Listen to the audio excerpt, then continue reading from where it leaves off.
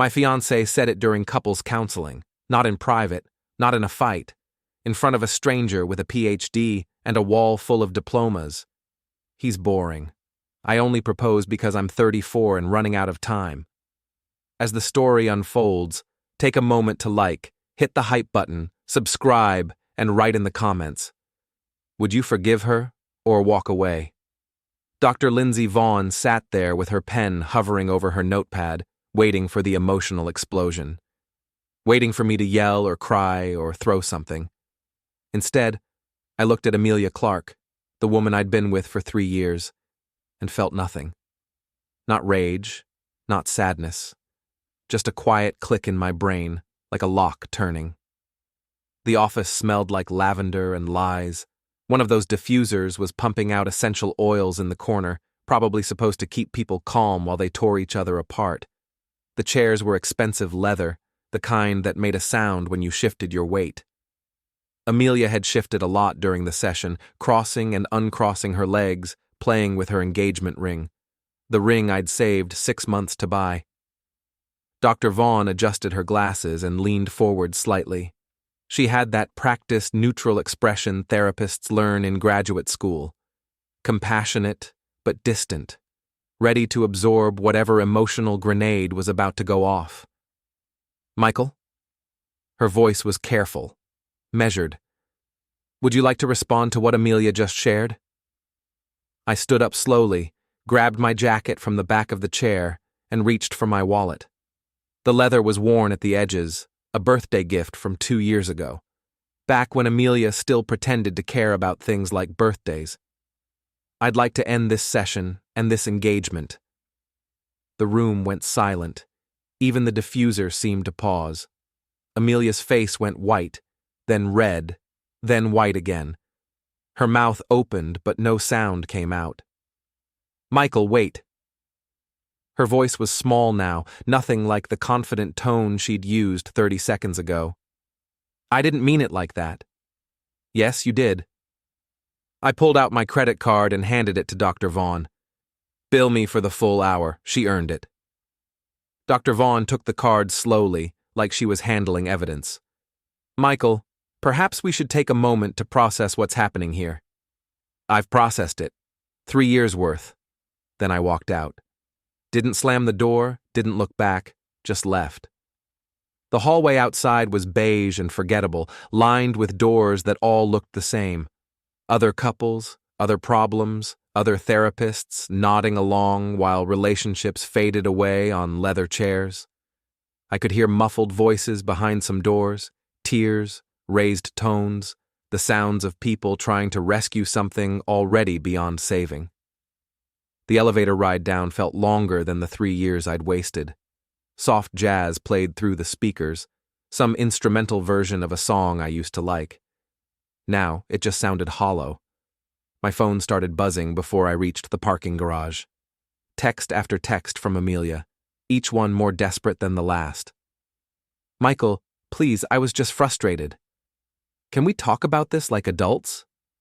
You're overreacting. I deleted them without reading past the first few words. Overreacting. That's what she'd say. That's what she'd tell her friends, her coworkers, anyone who'd listen. Poor Amelia, stuck with a man who couldn't handle honest communication. Never mind that honest communication usually involves some baseline level of respect. I sat in my car for 20 minutes, engine off, watching the rain start to speckle the windshield. The parking garage was nearly empty, just a few scattered vehicles under the fluorescent lights.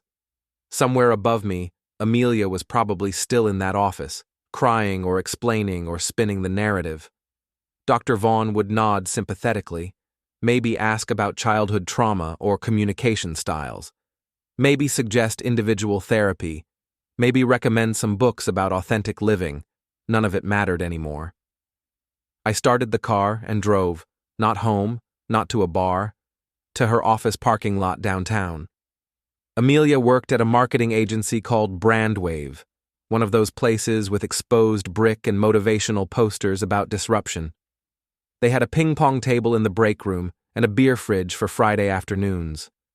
Everyone wore jeans and expensive sneakers and talked about authenticity while selling sugar water and pharmaceuticals. They partnered with my company, Helix Farm, on product launches and corporate messaging. That's how we met, actually. A conference in Denver 2 years back. She'd smiled at me over bad hotel coffee and made a joke about pharmaceutical jargon. I thought she was brilliant, funny, real. Turns out she was just good at marketing. Her car was still there, a silver Lexus she'd bought last year after a promotion. I parked 3 spaces down and waited. The rain picked up, drumming against the roof in a steady rhythm that almost put me to sleep. My phone buzzed again. I glanced at the screen. "Please come home, we need to talk." I turned the phone face down and stared at the building entrance. 40 minutes later, she pulled into the lot, driving too fast like she always did when she was upset. She didn't notice my car.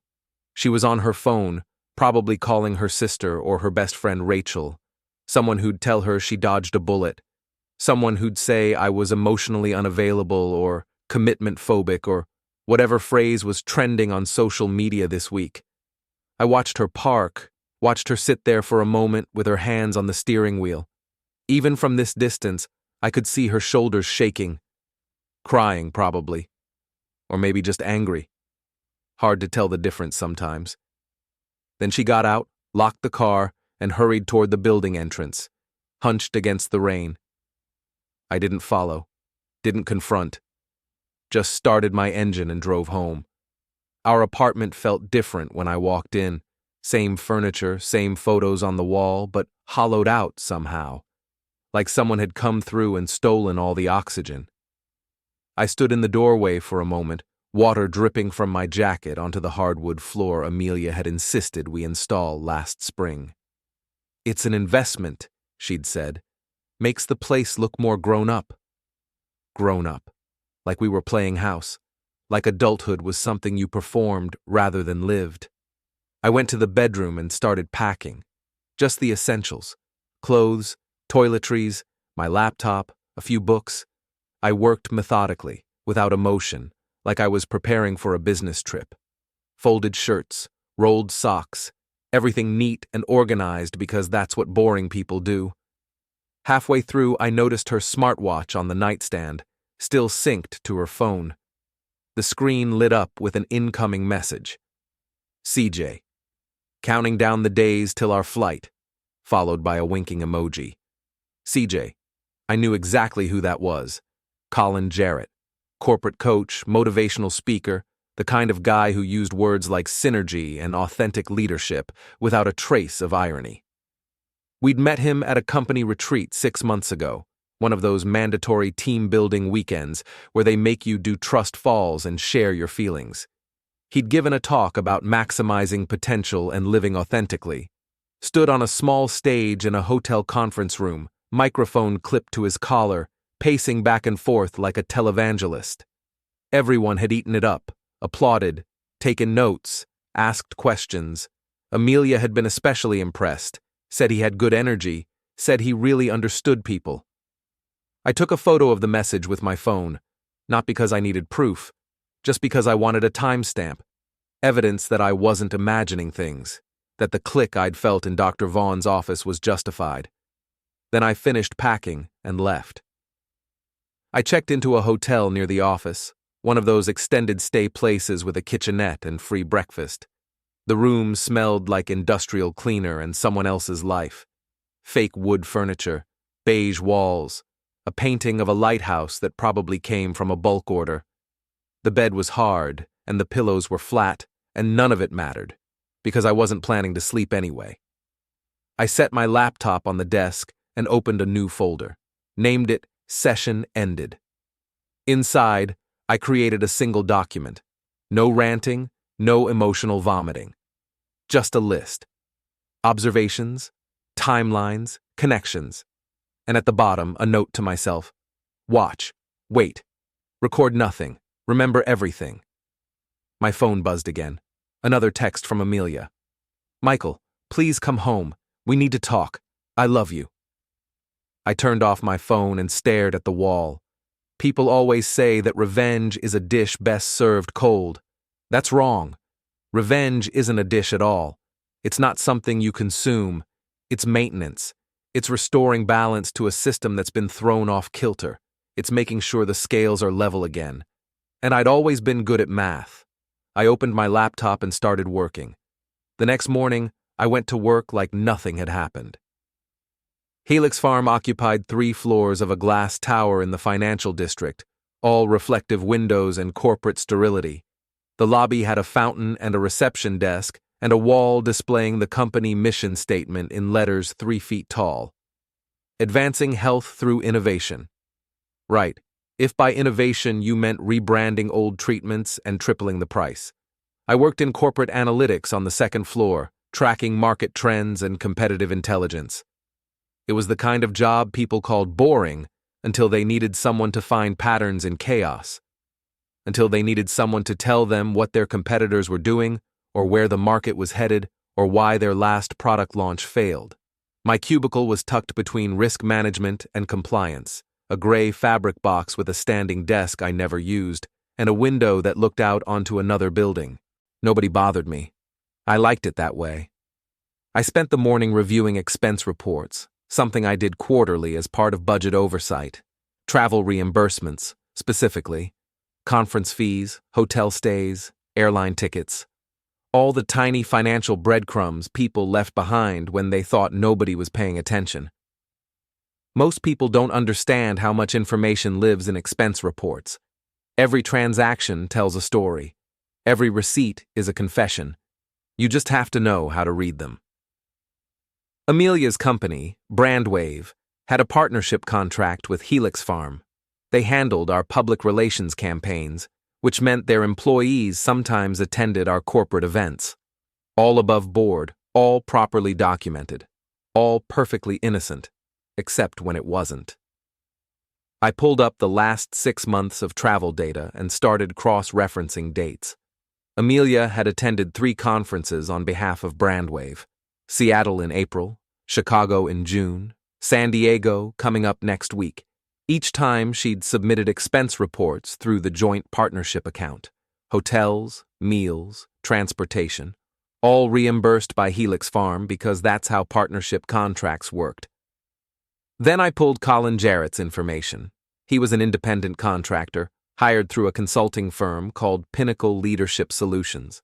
He ran leadership seminars and motivational workshops, the kind of corporate theater companies paid good money for, because it made executives feel like they were investing in their people. He'd been at the same 3 conferences, same dates, same hotels. In Seattle, they'd both stayed at the Westin. In Chicago, the Palmer House. In San Diego next week, the Marriott Marina. I sat back in my chair and smiled. Coincidence? Possible. Unlikely, but possible. Except the hotels all had them checked in on the same days, checked out on the same days, even down to the same floor in Chicago. I pulled up the conference schedules. In Seattle, Amelia had been there for 3 days. Colin's workshop was only scheduled for 1, but his hotel receipt showed 3 nights.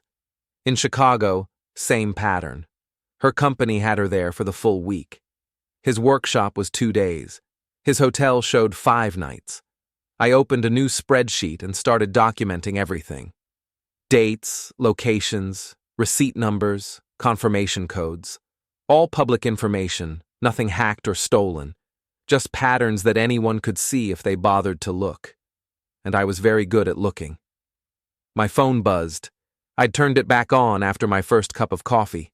Another text from Amelia. Michael, this is ridiculous. We're supposed to be adults.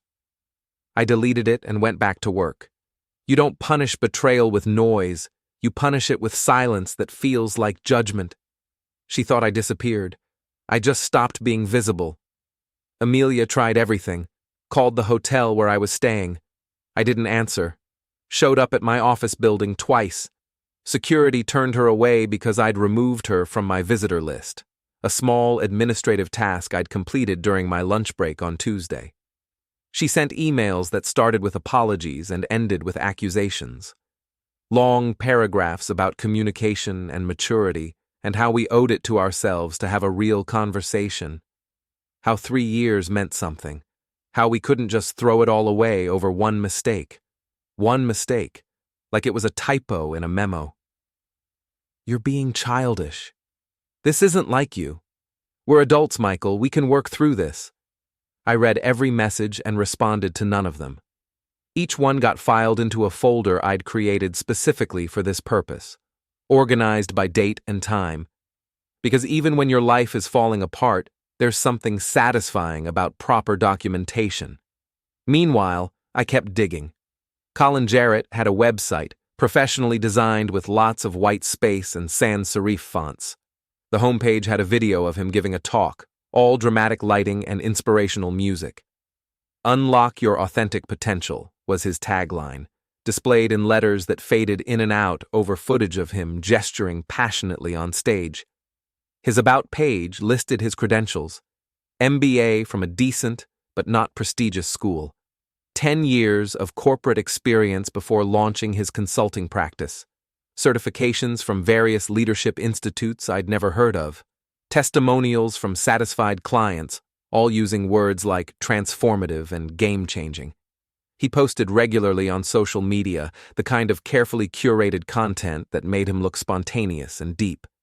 Photos of sunrise runs with captions about discipline, quotes from famous leaders overlaid on stock images, behind-the-scenes shots from corporate events where he stood at podiums looking important and engaged. I scrolled back through 6 months of posts. In April, he'd shared photos from Seattle, views of Puget Sound, coffee at Pike Place Market, a selfie at the Space Needle with a caption about perspective and growth. In one photo from the conference itself, taken in what looked like a hotel conference room, I could see Amelia in the background. She was laughing at something someone said, head thrown back, hand on her chest. Colin was standing next to her, close enough that his arm was touching hers. His hand hovered near her lower back, not quite touching, but clearly claiming space. The photo had been posted on the second day of the conference. Amelia's face was partially visible but recognizable if you knew what you were looking for. The caption read, "Amazing energy at this leadership summit. Grateful to be surrounded by such passionate professionals." I saved the photo and added it to my folder. In Chicago, he'd posted a video. Just 30 seconds of him walking through Millennium Park, talking about the importance of stepping away from work to find clarity. In the reflection of the Cloud Gate sculpture, if you paused at the right moment, you could see someone walking beside him. Someone with Amelia's build and hair color. Could have been anyone. Probably was her. I saved that too. On Thursday afternoon, I took a personal day. Told my supervisor I had family business to handle. He didn't ask questions. I'd worked at Helix Farm for 8 years without taking more than a week off at a time. I had vacation days stacked up like unused potential. I drove to Amelia's office and parked across the street at a coffee shop with floor-to-ceiling windows. Ordered an Americano and sat at a table with a clear view of the Brandwave building. Not to stalk, not to confront, just to observe. The coffee shop was full of people like me. Laptops open, headphones in, pretending to work while secretly watching other people's lives unfold through windows and screens. The barista kept the music loud enough to drown out conversations, but quiet enough that you could still hear your own thoughts. Amelia came out at noon with 2 coworkers, all of them laughing about something. She looked fine. Not heartbroken, not devastated. Just fine. Her hair was done. Makeup perfect. She was wearing the blue blazer I'd always liked, the one that made her eyes look brighter. They went to a bistro 2 blocks down, one of those places with small plates and expensive wine. I waited 5 minutes, then followed at a distance, stood across the street half hidden by a bus shelter, and watched through the restaurant window. They were seated at a table near the front. Amelia was talking animatedly, using her hands the way she did when she was telling a story. Her friends were leaning in, nodding, offering sympathy. One of them reached across and squeezed her hand. The other one shook her head like she couldn't believe what she was hearing.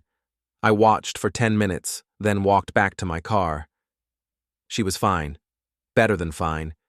She was getting support, getting sympathy, getting to be the victim in whatever story she was telling. She'd probably painted me as emotionally unavailable, unable to handle honest communication, too rigid to work through problems. That was okay. Let her have her narrative. Let her friends tell her she deserved better. Let them all think I was the problem. I didn't need witnesses. I just needed time. That evening, I called my bank and split our joint accounts. We'd opened them 2 years ago when we moved in together, one of those relationship milestones that's supposed to mean something. Shared finances, shared responsibility, shared future. The customer service representative asked if I was sure. I said yes. She processed the paperwork without comment. 50-50 split, clean and legal. Amelia would see the change next time she checked her balance. Then I called our landlord and gave 60 days notice. The lease was in my name, something Amelia had insisted on when we signed because her credit score was lower. She'd promised to improve it. Never did. The landlord sounded surprised. "Everything okay, Mr. Grayson?" "Just time to move on. I'll send the paperwork. Ms. Clark can stay through the end of the lease if she wants, but after that, you'll both need to vacate or she'll need to sign a new lease in her name." Understood. I didn't tell Amelia. I figured she'd find out when the notice arrived in the mail. Another little surprise. Another piece of the foundation crumbling away. The San Diego conference was in 5 days. I knew Amelia was going because she'd mentioned it weeks ago, back when we were still planning a future together. She'd said it was a big opportunity, a chance to pitch a new campaign to some pharmaceutical executives, important clients, career-making stuff. She'd also mentioned that Colin would be there, running a workshop on team dynamics.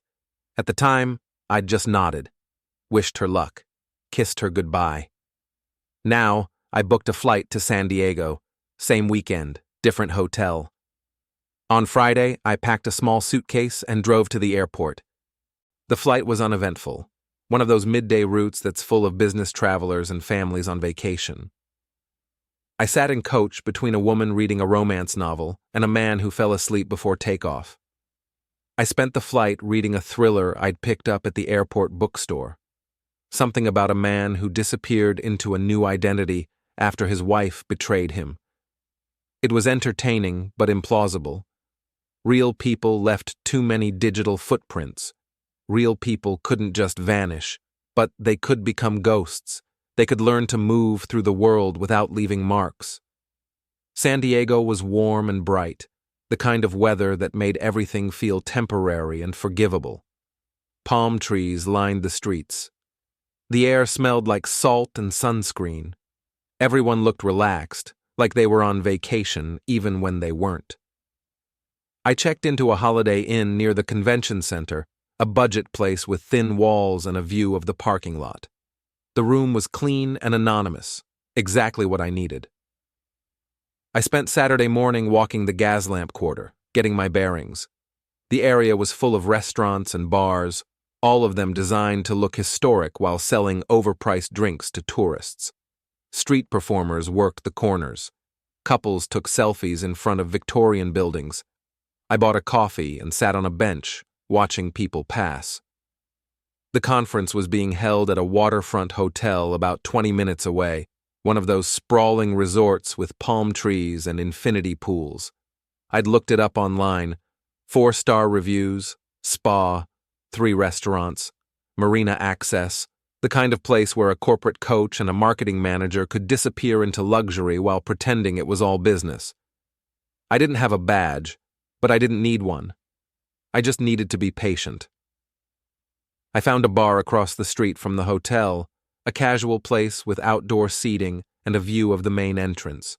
Ordered a beer and a burger and waited. Colin showed up first, just after 3. He was easy to spot, even from across the street. Tall, fit, walking with that confident stride that comes from believing the world owes you something. He was wearing a tailored suit with no tie, the kind of calculated casual that costs money to pull off. He talked on his phone as he walked, gesturing with his free hand, laughing at something. Probably closing a deal, probably telling someone how authentic he was. Amelia arrived 20 minutes later. She'd changed her hair, cut it shorter. It looked good. Professional. She was pulling a small suitcase behind her, moving quickly like she was late.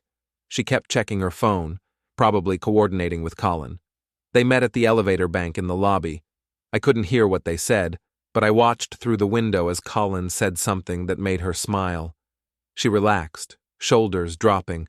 He touched her arm briefly, then they stepped into the elevator together. The doors closed. I finished my beer and paid the tab. That night, I walked the marina.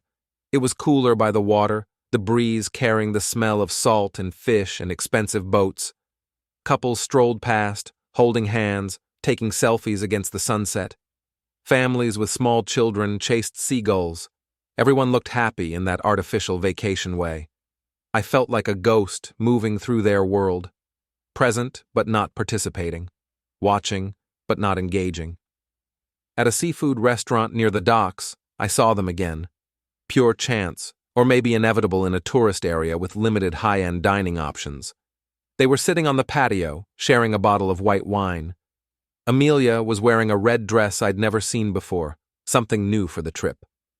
Colin had changed into jeans and a button-down shirt, sleeves rolled up to show his forearms. They looked like a couple. Comfortable. Familiar. The kind of easy intimacy that comes from time together. I stood in the shadows near the parking lot, partially hidden by a row of rental bikes. Not close enough to hear their conversation, but close enough to see the details. Colin was leaning across the table, his hand covering hers. She was smiling, saying something that made him laugh. He refilled her wine glass. She touched his arm. Normal couple things, date things. I watched for maybe 20 minutes. No emotion, no jealousy, just observation, taking mental notes, recording the data. Eventually, Colin paid the bill and they left, walking toward the marina. I followed at a distance, staying in the shadows, moving like water around obstacles. They stopped at a bench overlooking the water. The sun had set, leaving just streaks of orange and purple across the sky. Colin put his arm around her. She leaned into him. Then he kissed her. Not a quick peck. A real kiss, the kind that says this isn't the first time. She kissed him back. I stood there for another minute, watching, feeling nothing. Then I turned and walked away. On Sunday, I flew home. Amelia was supposed to return Monday evening, giving me time to move the rest of my things out of the apartment. I worked quietly, efficiently, leaving no trace of anger, just absence. In the kitchen, I found a photo of us from last Christmas, stuck to the fridge with a magnet shaped like a snowman. We were smiling, her arm around my waist, my hand on her shoulder. Behind us, her parents' Christmas tree was lit up with multicolored lights. I looked at it for a long time, trying to remember what I'd felt when it was taken, trying to access some emotion that would tell me this mattered. Nothing came. I threw it away. When Amelia got home Monday night, I was sitting at the dining table with my laptop open. She dropped her suitcase in the hallway and froze. "Michael, you're here. I live here, for now." She walked slowly into the room, like she was approaching something dangerous. Her face was tan from California sun. She looked rested, happy even, until she saw my expression. "I didn't think you'd come back."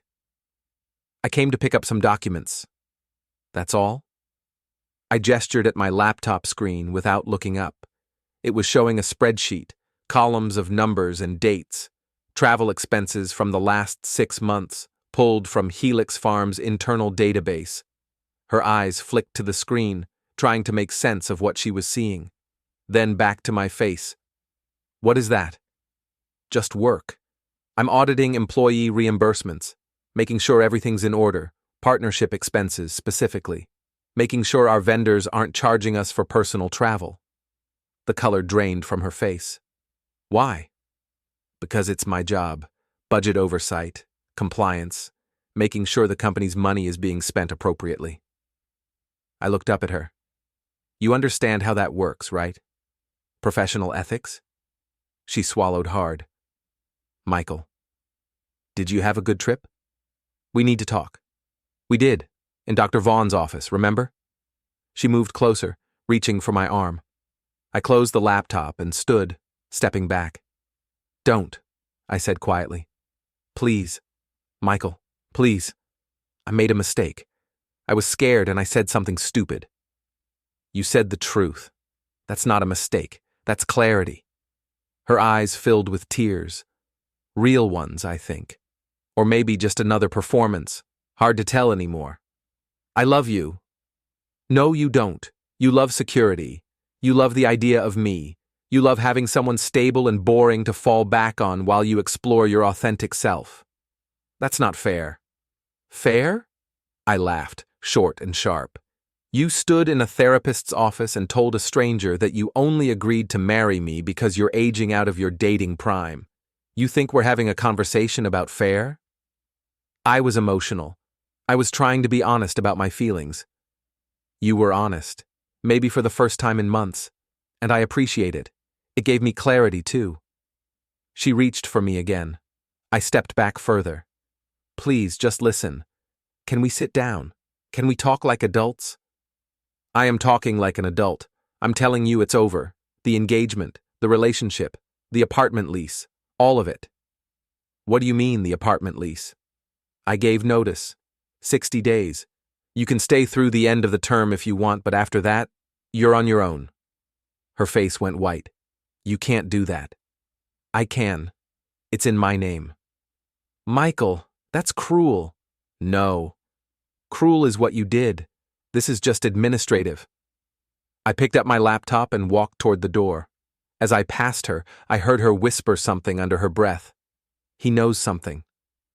I stopped. What? Nothing. She shook her head quickly. I was just thinking out loud. About? Nothing. It doesn't matter.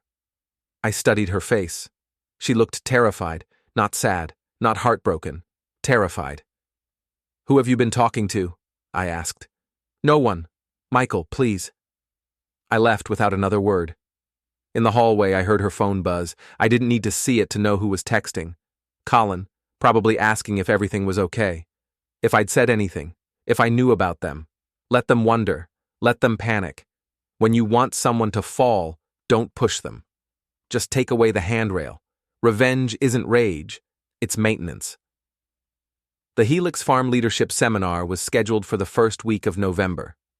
Colin Jarrett was the keynote speaker, hired to run a 2-day workshop on team dynamics and authentic leadership. His standard rate was $15,000 for the full program, plus expenses. The irony wasn't lost on me. Amelia's company, Brandwave, had been brought in to handle the event marketing. Amelia had volunteered to be the primary coordinator, probably so she could spend more time with Colin without raising suspicion. I didn't interfere, just watched the pieces fall into place.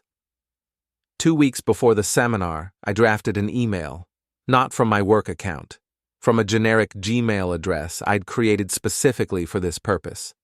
The subject line was simple: ethics concern regarding contractor conduct. I kept the body factual, no accusations, no emotion, just questions and data. To whom it may concern, I am writing to report a potential conflict of interest involving Colin Jarrett, an external consultant currently contracted to conduct leadership training for Helix Farm. I have observed concerning patterns that may violate Helix Farm's vendor ethics policy, specifically Section 4.3, regarding undisclosed personal relationships between contractors and partner company employees. I am providing this information anonymously to protect my position, but I believe it warrants review. Attached, please find travel records showing overlapping conference attendance between Mr. Jarrett and Amelia Clark of Brandwave Marketing over a 6-month period, including identical hotel bookings and coordinated travel dates. I attached the spreadsheet. Dates, locations, hotel confirmations, all publicly available information. Nothing hacked or stolen, just patterns that anyone could see if they bothered to look. I sent it to Helix Farms' compliance department on a Monday morning. Then I waited. The response came faster than I expected. By Wednesday afternoon, I'd heard through the office grapevine that HR was conducting a routine ethics audit. Nothing dramatic, just standard due diligence. Except everyone knew that routine audits were never actually routine. Amelia called me that afternoon. I let it go to voicemail. "Michael, something's happening at work. They're asking questions about Colin, about the conferences. Did you say something? Please call me back." I deleted the message. On Friday, I got an email from HR requesting a meeting to discuss vendor expense patterns. Purely routine, they said. I confirmed the meeting and prepared my materials. Monday morning, I met with 2 people from Human Resources and 1 from Compliance. They were professional, courteous. They asked about my audit process, about how I flagged irregularities. I answered honestly, showed them my methodology, explained how travel patterns sometimes revealed conflicts of interest. They thanked me for my cooperation. The seminar was scheduled to begin the following Tuesday. On Tuesday morning, I arrived early. The event was being held in Helix Farms' main conference center. Brandwave had done a good job with the setup. Signage everywhere, registration tables, coffee stations. Amelia was there at 7 a.m., directing the setup crew. She was wearing a professional dress and heels, her hair pulled back. She looked competent and organized. She saw me across the lobby and froze. We hadn't spoken in 3 weeks. I nodded once, politely, then continued toward the elevators. Colin arrived at 8:30, carrying his leather portfolio and wearing an expensive suit. He looked confident, smiling at everyone, shaking hands. I attended the first session.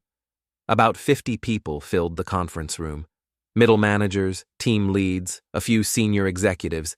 Colin started with his usual routine, walked the stage with a wireless microphone, told stories about overcoming adversity, quoted famous leaders. "When was the last time you lived authentically? When was the last time you showed up as your true self?" People nodded, took notes. He was good at it, charismatic, engaging. "We spend so much time performing, wearing masks. But authenticity? That's where real leadership begins." The irony was almost poetic.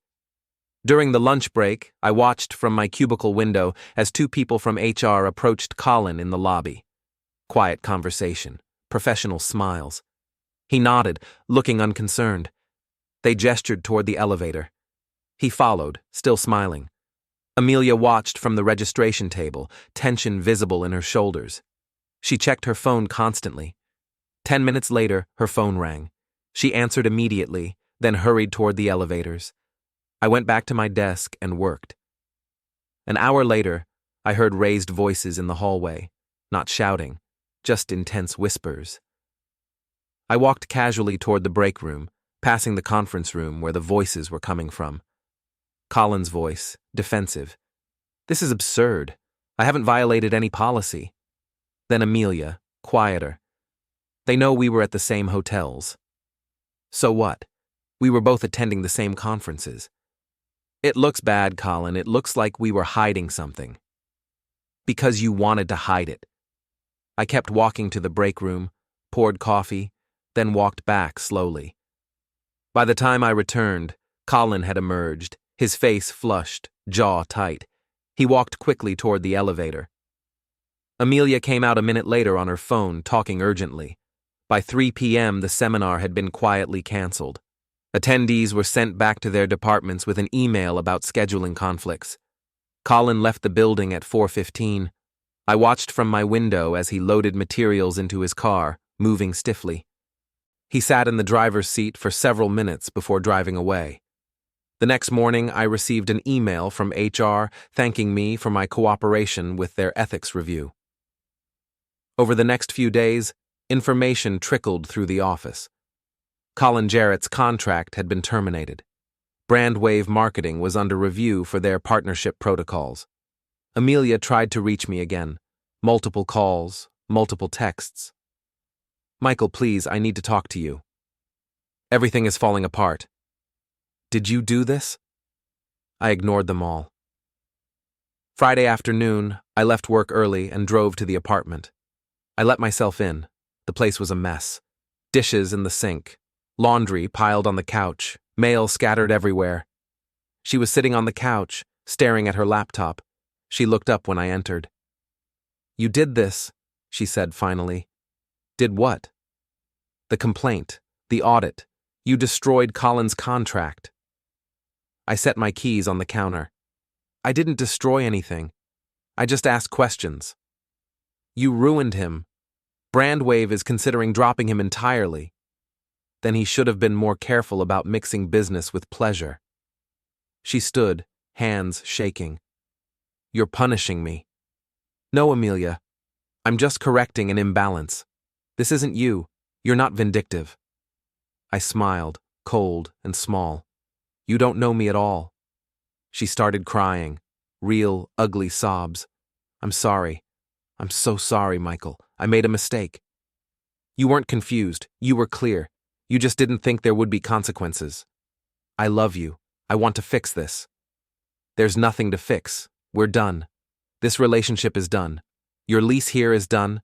Your comfortable life? That's done too." She reached for my arm. I stepped back.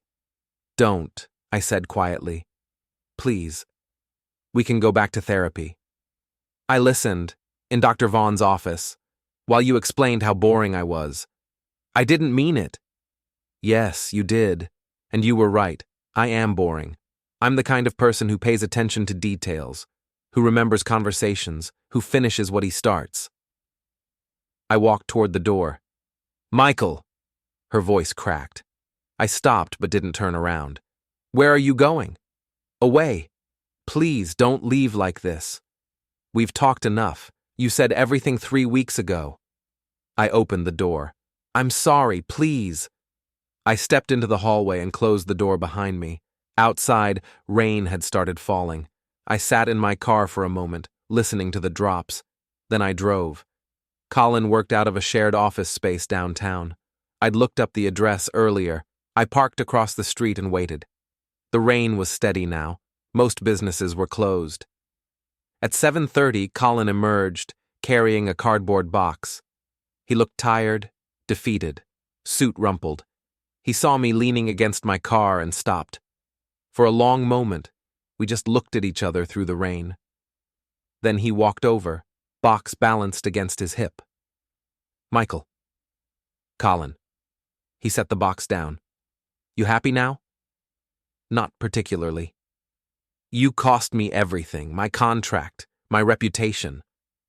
"For what?" "Because you were sloppy. Because you thought nobody was paying attention." His jaw tightened. "You think you're clever. You're just petty." "Maybe, but I'm still employed. My reputation is intact. So maybe bitter is better than whatever you are." He took a step toward me. I didn't move. "You're just a small, vindictive person who couldn't handle rejection." "You're probably right." I reached into my pocket and pulled out his car keys, the ones I'd lifted from his jacket when he'd set the box down. His face went white. "How did you—" I walked to the storm drain at the curb, held the keys over the opening. "Wait!" I dropped them. They clattered against metal, then disappeared into the darkness. Colin stared at the drain. "Are you completely serious right now?" "You might need to coach yourself through this one." "You're insane." "No, just thorough." I turned and walked back to my car. He shouted something behind me, but I didn't listen, just got in and drove away. The rain came down harder. Thunder rolled across the sky. Lightning flashed in the distance. I drove back to the apartment one last time. Amelia was waiting in the living room, pacing. She spun around when she heard the door. "Michael." I didn't respond. Just walked to the dining table and set down a manila envelope. She stared at it. "What's that?" "Open it." She picked it up with trembling hands, pulled out the papers inside. Her face went pale. It was a formal notice from Helix Farms' HR department, a summary of their ethics review findings. Colin's name was on it, so was hers. The partnership contract was being suspended pending investigation. She read it twice, then looked up at me. They're terminating the Brandwave contract. Suspending, for now. This will destroy my career. Then maybe you should have been more professional. This is your fault. No, it's yours. You mixed personal and professional. You submitted expense reports for personal travel. Why are you doing this? I picked up her wine glass from the table, took a slow sip. You said I was boring, that I was predictable, that you only stayed with me because you were running out of time. Do you remember that? I didn't mean it. You meant every word, and you were right. I am boring. I'm the kind of person who shows up on time, who keeps promises, who remembers what people say, who finishes what he starts. I set the glass down carefully. I'm also the kind of person who doesn't forget, who doesn't forgive public humiliation. You wanted authenticity? This is me being authentic. You've destroyed everything. No, you did that. In Dr. Vaughn's office. She started crying again. What do you want from me? Nothing. I don't want anything from you anymore. I walked toward the door. Michael, please. I paused, looking back one last time. She was standing in the middle of our living room, crying and alone. You said I was boring because I didn't fight for you, because I just walked away. I'm sorry, please. But you were wrong. I didn't walk away. I planned. I prepared. I executed. I finished what you started. Lightning flashed outside, bright and sharp. Thunder followed immediately. That's not walking away. That's just being thorough. I opened the door and stepped into the hallway. Michael! Her voice was breaking. I didn't stop, didn't turn around, just kept walking. Outside, the storm had reached its peak, rain coming down in sheets. I stood in the parking lot for a moment, getting soaked, feeling the cold water run down my face.